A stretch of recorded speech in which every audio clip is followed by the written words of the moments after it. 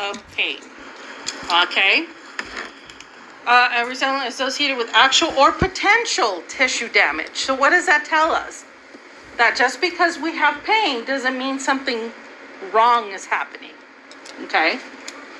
Which I think it may be a new concept for some, because you assume that when you have pain, it's because something's wrong, but not always, okay? So pain management is the approach or the medical approach that draws to disciplines, different sciences, to be able to heal, prevent, diagnose, or treat pain. You need to understand that you are not always going to take pain away. That should never be your goal as a therapist. Right, Ms. Harvey? Like, sometimes people's pain never goes away. It will never go away. That should not be your goal, okay? So pain is an output of the brain when it's triggered, okay? From an efferent action potential into conscious awareness. So remember, you know, your brain's getting that signal, that sensory signal, and then it's like, is it pain? What is it, right? And I have a really good video. It's a little bit long, but it really talks about what your brain does, okay? So nociception, okay, the sensory nervous system's process of encoding noxious stimulus, right? So that's in your brain. And then nociception system refers to the central nervous system and peripheral nervous system that processes the stimulus. And then tells you, is it tissue injury? Is it a temperature thing? Anyway, so that's the system. These are just your definitions, okay? So when we talk about nociception, we know what you're talking about. Okay, so pain also has 3 dimensions, okay? Sensory descriptive. How do you feel the pain? Is it sharp? Is it dull? Is it throbbing? Is it burning, right? And so that sensory discriminative. Emotional relates to how the patient feels emotionally. So there's a big emotional component to this, right? Sometimes when you have pain, you cry. Sometimes you laugh. Sometimes you get depressed. So there's an emotional component attached to this. And then cognitive, evaluative relates to what the patient thinks about the pain intellectually and what they expect will result from the condition, right? So whatever your brain, you're thinking that this pain is, then you're going to react that way, right? So how many of you like get a pain and you go Google and you're like, oh my God, I have cancer, right? Or you always go toward the worst diagnosis that you can find, and then you go to the doctor, they're like, yeah, it's just an infection, right? So raise your hands. How many of you do that? My wife does that. Oh, yeah. Throws her under the bus. Right? So I did that recently with my husband's back issue. I swore he had some kind of myelitis. Right? And it wasn't. And I'm not going to tell you what it was because he's your patient on Thursday. So five common types of pain. Okay? Yeah. No, it's not the back. 5 common types of pain. Okay? We have acute pain, chronic pain, neuropathic pain, radicular pain, and nociceptive pain. I know I'm pronouncing that wrong. Nociceptive pain. Nociceptive pain. All right? Chronic pain. What is chronic pain without looking at this? Huh? Oh, did you ask chronic or acute? I'm sorry. Acute. Okay. Short duration, right? Something just happened. Related to soft tissue injury or temporary illness, and it subsides, right? So acute pain usually subsides. But it does evolve into chronic pain. That can evolve into chronic pain if either the injury doesn't heal correctly or if the pain signals malfunction, okay? So, and as we talked about in the past, there's a certain amount of time that acute pain stays, right? And you're going to go over it if you haven't already in ortho, and you're going to go over it in Therex today. Okay, so we're all kind of connecting. When we talk about pain for neurological patients, it's going to look a little bit different than when you talk about pain when you treat your orthopedic patients, right? It's a little bit different. You're going to manage it a little bit different, but the end goal is still the same. The end goal is function, right? Not to get rid of the pain, okay? Not necessarily always. Chronic pain, longer duration, right? So constant or intermittent. So you can have like chronic pain, headaches or migraines that you don't have every day, but they're often, right? And they keep coming back. So this could continue for months or years, and it may never go away, okay? And once you reach this chronic pain cycle, it's harder to just get rid of it because it becomes very psychological many times, okay? So it's often due to a chronic condition like arthritis, fibromyalgia, or a spine condition. So some conditions for chronic pain are a diagnosis, a condition. Some are not, right? So when they're a condition like arthritis or rheumatoid arthritis, you can't get rid of that. I mean, unless you replace all the joints, it's there, right? You have to learn to live with it. Neuropathic pain. So damage to the nerves, okay, for various reasons. This usually often feels like a shooting, a stabbing, a burning, a pain, pins and needles. Okay, so neuropathic pain. Can also be sensitive to touch, cold and heat. It's a common type of chronic pain. See how they kind of interact? So neuropathic pain is chronic neuropathic pain, okay? So it can be intermittent, and it can also lead to some mobility issues, right? Tell me one diagnosis that you can think of off the top of your head that they would have some kind of neuropathic involvement that would cause them pain.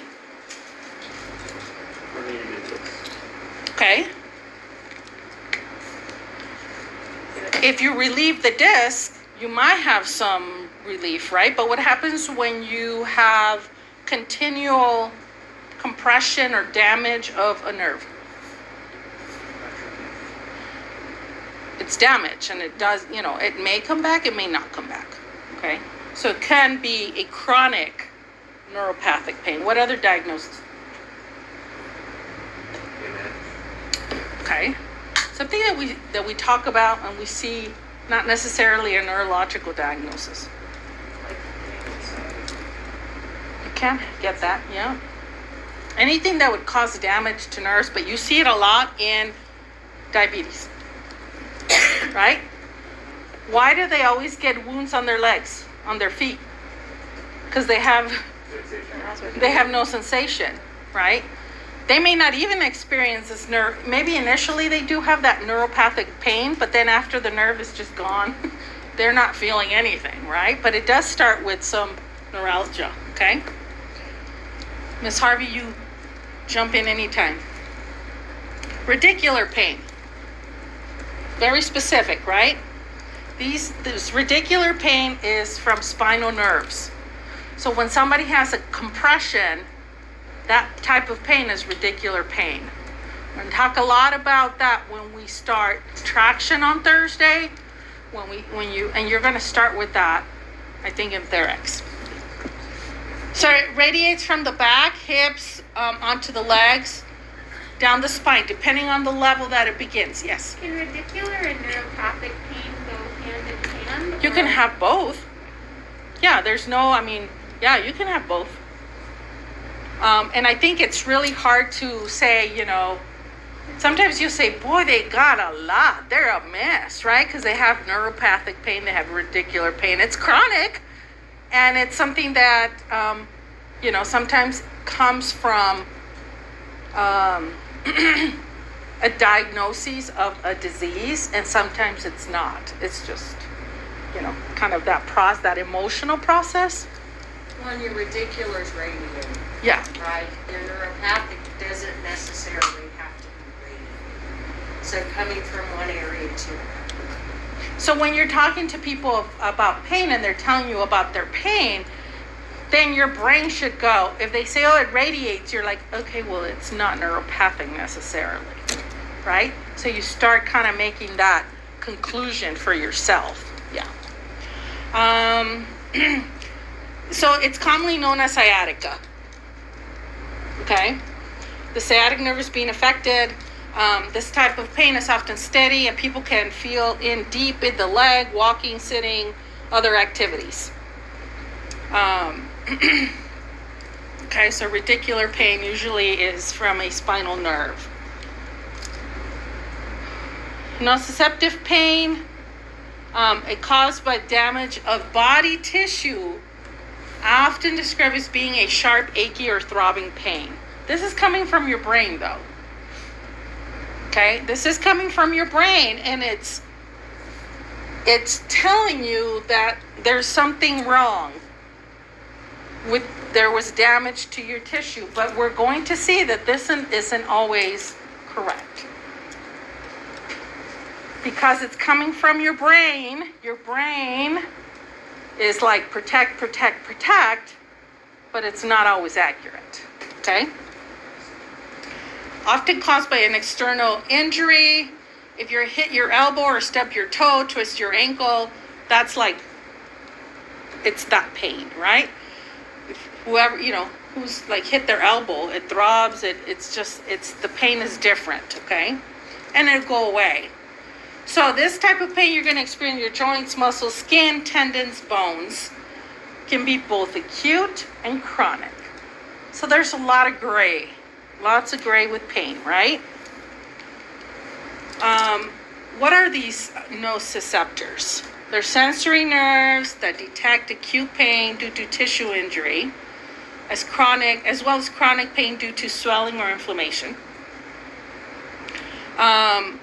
Like we said, they're in the skin, the bones, the muscles. You can have in your internal organs, such as your stomach, your bladder, your uterus, and your colon. And they respond to painful stimuli by tiny, specialized nerve endings that are activated by temperature, pressure, stretching, and in around surrounding tissues. Okay? But the mother house is up here. You feel it here, and it goes straight up. Okay? They have 3 types of these nociceptive receptors or pain. You have radicular pain, which we've already talked about. So that radicular pain is part of a type of nociceptive pain. Somatic pain, okay, headaches, cuts. Those are examples of somatic pain. Okay, visceral pain, okay, the word visceral tells you, right? Internal organs. The location sometimes is vague. You can't really pinpoint where your pain is coming from. You get nausea, vomiting, jitterness. I just cut off something, right? So, again, radicular pain, nerve, spinal nerve, somatic pain, something we can't, right? The somatic system, our localized headaches. And then visceral pain is your internal organs. Okay? So see how this pins and needles, numbness, weakness is different than this, right? And it's different than this. Because the headache can be what? Throbbing. What else? Can we describe a headache? Constant shooting. Okay? And then cuts. Cuts hurt like paper cuts necessarily, right? Hold on, Dr. Eames. That's the question. Should be here.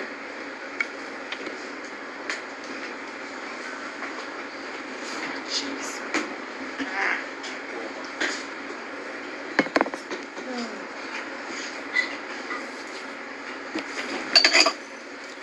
All right. So phases of pain, or when nociceptors detect physical damage to your body, they create electrical signals. Then the signals travel to your spinal cord, which then send the message up to the brain. So it occurs very rapidly, and it involves these 4 steps, right? But it occurs in less than a blink of an eye, right? Like fast. Because if you're burning yourself, you don't want it to take 5 minutes for your brain to tell you to pull back, right? So these are the 4 phases. I'm not going to go through them one by one. You guys can review that, okay? All right, so then we talked about, we do have chronic nociceptive pain, okay?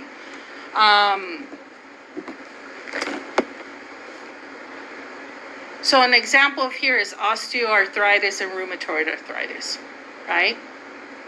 That's chronic nociceptive pain. It's coming from an illness, a disorder, a disease, okay?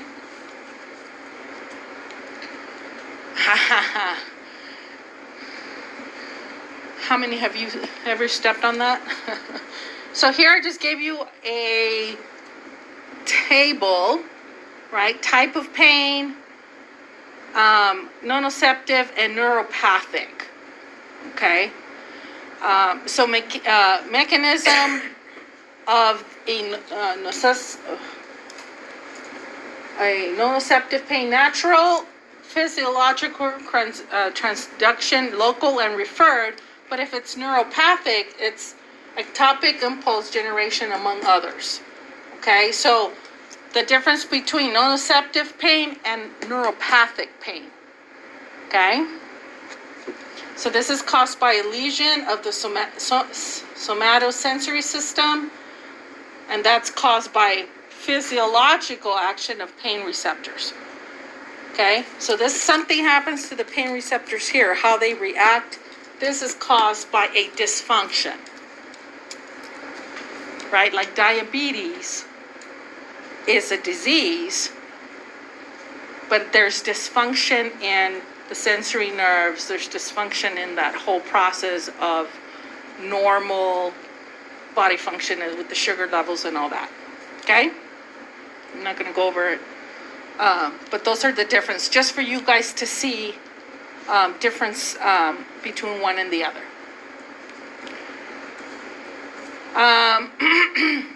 Again, here we have another table. These are all for your reference, okay? So we have nociceptive inflammatory, neuropathic, and then central sensitization pain. We're going to talk about that a little bit more. Okay? Again, it's a reference for you guys, okay? Important thing, function. These 2 are pathological. This one is protective over here. Healing, repair, pathological as well. Pain thresholds are different depending on the type. So high or low pain threshold, low pain threshold, low pain threshold. But we're going to talk about those thresholds because it's hard to know, you can say I have a high pain threshold, right? But what are we testing that against? Right? Not everybody's the same. All right. We're going to talk about these primary afferent neurons. They convey nociceptive information from the peripheral to the spinal cord, where it's related to the thalamus and the cortex. And then the body decides what to do, right? Are you pulling back? What are you doing, right? You have to register what that information is telling you. Their function is to carry information from sensory receptors of the skin and other organs to the central nervous system, the brain, and the spinal cord. okay? That video I'm going to show you, he's going to talk about this in a very simple, understandable manner. Makes sense. But these neurons, these afferent neurons you all have heard of C fibers, A delta fibers, A beta fibers, right? These fibers are the ones that are carrying that information. Some of those fibers are really big, some of them are really in diameter, some of them are really small, and they carry the impulse in different phases, or not phases, speeds, I would say, okay? So C fibers, when you're activating a C fiber, the sensation is dull, throbbing, aching, burning, tingling, tapping. When it's A delta fiber, it's sharp, stabby, pricking. When it's A beta fiber, it's for vibration, stretching of the skin, detect stimulus such as touch, pressure, vibration, sound from an external or internal environment. So if your patient is telling you that they have a sharp stabbing pain, you probably are going to say in your mind, oh, it's coming from an A delta fiber, right? And here, it tells you what it carries. Does it have a myelin sheet or not, the diameter of it, and the conduction speed. So an A alpha fiber, the diameter is 13 to 20 micrometers, and the speed is like this thing up here. Versus the C fiber is low, right? Again, it's your reference, right? You need to know the C fibers are the slowest ones here, okay? Why do you think they're small? What do you think is making them slower? They're not myelinated. They're not myelinated, right? So that myelin sheath is a conductor. It really speeds up that stimulus, okay? Pain dimensions. So pain, they suggest that pain is not always reliable, right? It's not reliable indicator of if there is actual damage to the tissue, okay?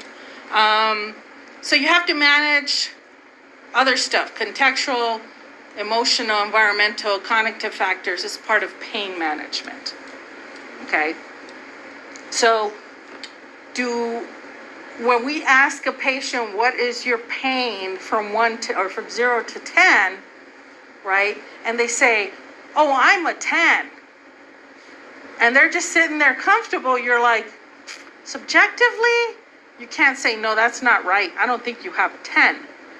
Because to them, it may be a 10, and they've figured out how to tolerate that. So you just have to keep that in the back of your mind that, okay, they're saying they're a 10, but they can still function. Where you're going to have patients that are telling you that they have a 2 and they can't move, but it's a 2. So what are the things, how do patients, if you are a patient, what are the things in your head that you, or experiences that you have compared your pain to? How do you know it's a 4 and not a 5?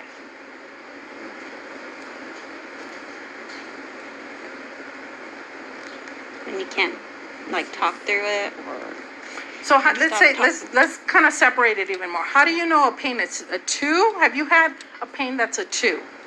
yeah, just like a mild headache or like Okay. What would you call an 8? Pretty much if you're double over. Okay, you're doubled over, Yeah. then that would be an 8. Yeah. Okay. So a 2, she said mild headache. An 8, you're doubled over. So how about you sprain your ankle? Where does that fall? Oh, I've done that plenty. Probably at the time like a 3 or 4. Okay, so she's thinking 2 is a mild headache. Doubled over is an 8. Sprain my ankle. So your experience is telling you where to rate it, right? So her experience and Corinne's experience may be different, right? So what would be a 2 for you, Corinne, in your pain experience? I don't know, like, Think back of all the pains you've had. I know, I've been pretty lucky. Like, yeah, I don't know. I'd probably do similar, like a mild headache, but then like 3 or 4 would be like stubbing your toe or something. Okay. All I right. think I haven't like experienced what I would imagine what like an 8 or a 10 is, so maybe I'm making it like scarier than it is. Right. Okay. And that's experience. Emma's experience is different, right? Okay, Emma, what would you rate like a 2? Like every day. Well, Mhm. because I have chronic pain, so it's like almost like it's all dulled down Mm-hmm. compared to like people that don't have chronic pain, I guess. But for you. For So me, you're telling me a 2 is every day, kind of a dull type of feeling. I base it off of like my function. Okay, for but that don't day. don't answer me that now. That's important. But for now, what would you rate for you to have an 8? What would that look like? My husband having to get me out of bed because I can't like move anything. Okay, so that's an 8 for her, right? So it's different. She can't get out of bed. She's kind of doubled over here, right? So we're getting up there. So everybody has a different pain history depending on your experiences, right? Like the men will never have a birthing experience. They will never, ever, ever, ever can't even imagine what that looks like or what it feels like. They may know what it looks like, but they're like, that's not me. Yeah, see you later. I'll be back when the baby's born, right? Or were you in there with your wife? Oh yeah. Well, how did you feel? I'm putting him on the spot. Like, physically? Yeah. Did you have pain? When she was having pain? No. No. Okay. It was like a little uncomfortable that like she was to see her. Okay, that's what I was kind of getting to. So you were feeling uncomfortable because, She was yeah, and you couldn't do anything about it. I mean, right? Physically, he could just stand there and support. There are some men that do feel that pain, right? Maybe not during birth, but during, like, I know my husband had some issues, and we went to the doctor when I was pregnant with our kids, and the doctor was like, yeah, there's nothing wrong with you. You're having her sympathy pain. It was the sympathy pain, right? You see how powerful your mind is with that? So somebody's pain can never be the same as somebody else's pain. You can't say, oh, I've had that. It doesn't really hurt. I don't know why you're complaining. Because it's not your pain. That's why it's very subjective, right? You cannot judge people when they tell you a pain level. You got to take it. And this is why we cannot progress patients or regress patients solely on pain. If they have an 8 and they're sitting there talking, laughing, I'm going to make them move. If they have a 2 and they can't even move out of bed, I'm not going to torture them that way, right? So that's your understanding of pain so that you could proceed, not to judge what their pain level is, but functionally, do they look like they can do it, right? Because chronic pain patients will always have pain. So are you always going to put things aside and say, well, do it when you feel better? They're never going to feel better, right? They're just going to get weaker. What does my pain feel like? So again, another chart here, different origins and stimulus of pain, and it's going to feel a little bit different, and it's going to, where to locate it is going to be different as well, right? So something in the skin, you're going to say, oh, it hurts right here, right? Something that's more dull and achy, you can't say it's that one spot here. It's like, oh, it's my whole knee, right? Peripheral neuropathic pain is on that neuropathic vein or peripheral vein. And we're going to talk about that tomorrow in neuro, right? We're going to talk about these peripheral veins.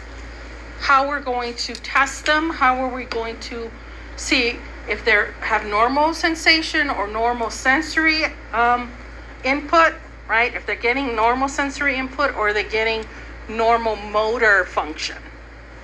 Okay? You're talking about peripheral nerves or veins? I thought you said vein, but maybe I misunderstood. Nerves, sorry. Okay. So a visceral pain is poorly localized, waxes and wanes, not movement dependent, right? So when your stomach hurts, it goes and comes. You're not really, you can't say it hurts right here versus right here versus right here. It's just all over. Okay? Just another reference table. These are all descriptions of pain that you can use to describe pain. Sorry, it's Dr. E again. All right, so ice cold, nerve pinch, pain crawling, pain stabbing, hot iron, tingling, burning, barbed wire. Okay? All these descriptives that you can hear about. Okay. Characteristics. So the pain we say, we're going to ask, again, the intensity, the duration of the pain, distribution, the character of the pain, what does it feel like, what is it, doing, and then what aggravates it, what makes it feel better. Nociceptive pain is a direct reflection of the stimulus. The dimension and characteristics of pain are influenced by the following. What we talked about, right? Contextual, emotional, environmental, and cognitive. So even though this pain is coming from your brain, these things are still influencing it. And we're going to see how, okay? Pain statistics in the U.S., and this is like, I couldn't find a one, like I think it's 2012. 25.3 million American adults suffer from daily pain. And then 23.4 Americans report a lot of pain. And then 25.4 and 14. These are Americans that have a category 3 and 4 pain, which is like your chronic type pain. More disability, they have more healthcare issues, okay? And this is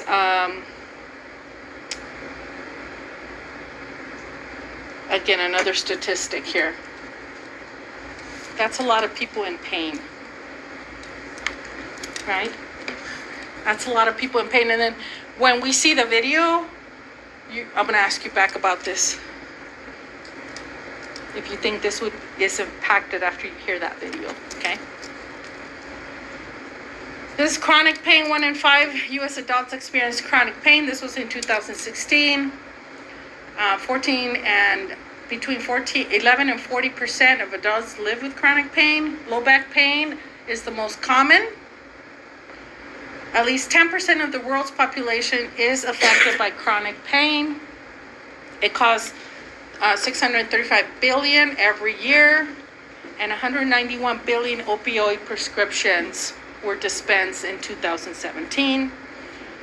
85% of these patients are affected by severe depression.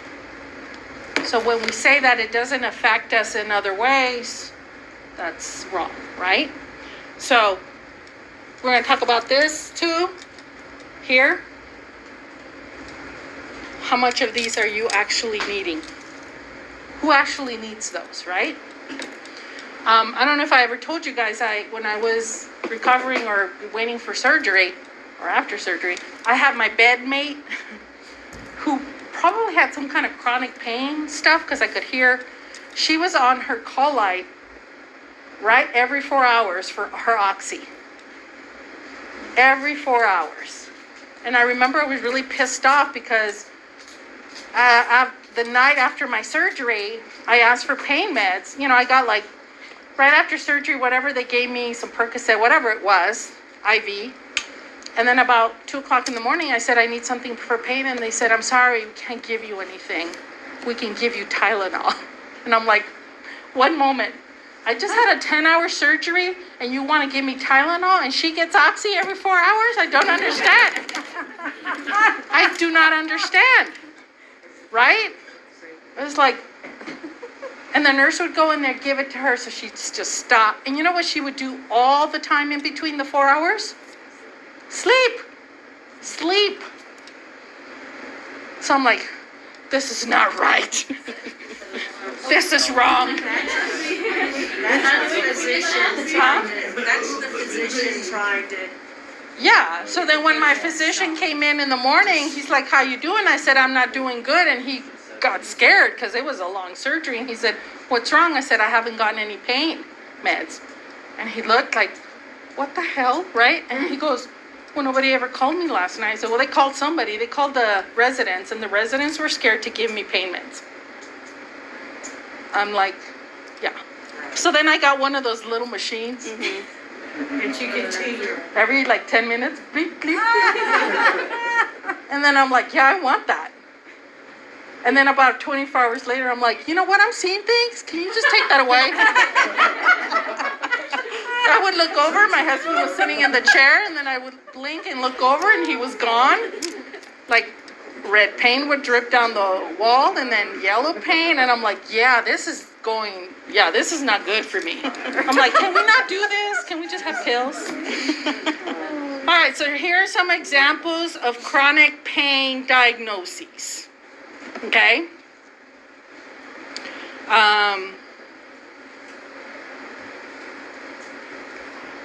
There's a lot of them, right? Chronic pain. We've all heard of these, right? This one is, I highlighted it because we need to know about that one. That one comes up a lot. Okay? Complex regional pain syndrome. So measuring pain, we are, we can use any of these different ones, right? But again, I think in the past, you guys, we tell you to ask for pain, but it's an over, every 2 minutes. So what's your pain now? So has your pain changed?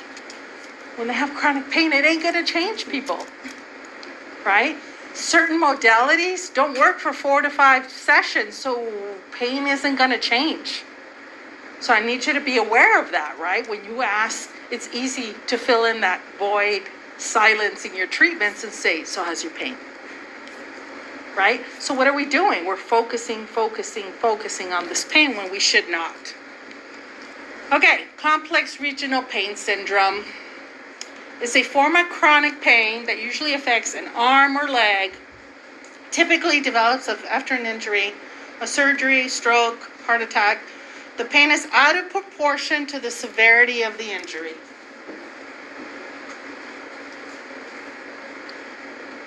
So it's uncommon, but it clearly isn't clearly totally understood. So again, we can make improvements. Sometimes there's remission. You're going to hear about this in ortho. You're going to hear about this in thorax. Okay? So the important thing is that it's the pain from this is out of proportion to the initial injury. Okay? So is it like worse pain or like less pain? So let's say you twisted your ankle, let's say, right? And we're like, okay, but it's been like 4 weeks now, and you're still at 10 out of 10. You can't walk on it. So you're like, it's like saying that a paper cut hurts like you're burning. Mm-hmm. So it's the proportion doesn't match, okay? So, Huh? you said you see it a lot? We don't see it a lot. You don't see it. All right, so this guy, so central sensitization versus peripheral. He does it really good. This is all I need you to know about that, okay?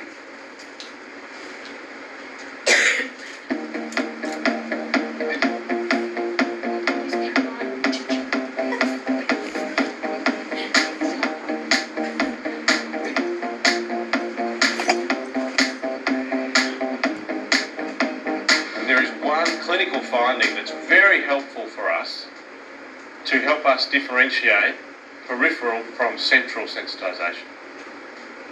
So both of those changes will cause mechanical sensitivity, which means that sore to press on, it's sore to move, it's sore to stretch. But only peripheral sensitization causes sensitivity to heat.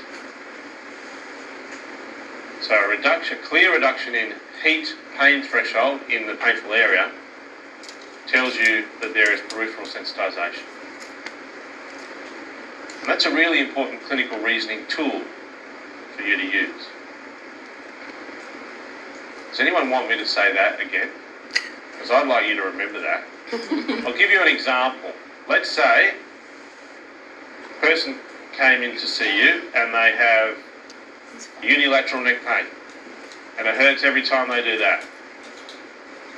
They do it for a while, the pain spreads, and you've been nicely trained in your manual therapy techniques, and you get them to lie down on their tummy and you start poking on their neck.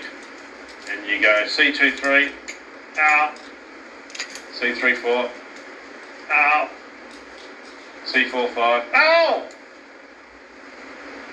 You write that down in really big letters. Right? C5-6, ow.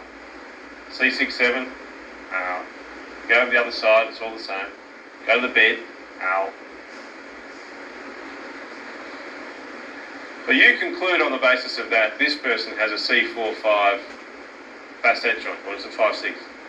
Whichever one was the big ow, 5-6. You conclude there's a C5-6 facet joint that's the problem here. And you say to the patient, so what are you doing to give yourself relief? What's the best thing you can do? And they say, oh, a nice long hot bath. Now if that's the case, that should make an active C5-6 more sensitive, because peripheral sensitization is heat sensitive. So you should think to yourself, why don't we give you a hot pack now as an assessment tool? If you're confident that you can heat up the C5-6 capsule and you reassess and they're no worse, then there's no peripheral sensitization. Did you get that? There was a lot of negatives there. Why don't we do it the other way? If you heat them up and they might feel better, but when you do your mechanical assessment, they are clearly worse, then there is a peripheral nociceptive driver. You see the relationship? Heat sensitive, think peripheral. Don't think peripheral on its own, but there is likely to be a peripheral component, because even if there's no active inflammatory process, if C fibres are running, they cause inflammation in their area by neurogenic inflammation. So they release substance P, CGRP, and they cause inflammation, which is why you get that flare around a scratch. That's caused by neurogenic inflammation. Is that okay? Does anyone want me to try that one more time? Did you guys get it? Do you understand it? The difference? And this is an evaluative tool, right? You're not necessarily going to be doing the evaluation, or you're not going to be doing the evaluation, but then you're thinking, if this person comes in and they're having neck pain, why can't I give them a heating pad? Well, if the PT's already evaluated this, then you need to understand that they've got a cold pack or some other kind of non-thermal, because you're actually making it worse, even though the patient's trying to feel better. The capsule itself is having the issue, not the tissues around it. Okay? So again, when you're saying, why wouldn't they give them a heating pad instead, right? Or you understand that this is what the conclusion was from your PT, and your patient says, well, I don't understand why I can't have a heating pad. And you have to explain to them what is going on neurologically or deep down in those tissues. While you feel better with heat, it's relaxing your surrounding tissues, but inside the capsule where you're actually having the problem, it's flaring them up, right? So this is why you need to know that, all right? All right, very good. Let's see if I can.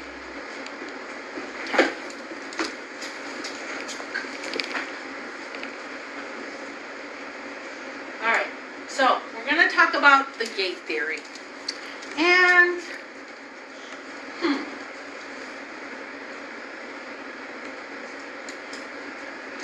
think we're gonna do the experiment first before I go to that. All right, let's take a break, real quick break, and then we're gonna do a little experiment.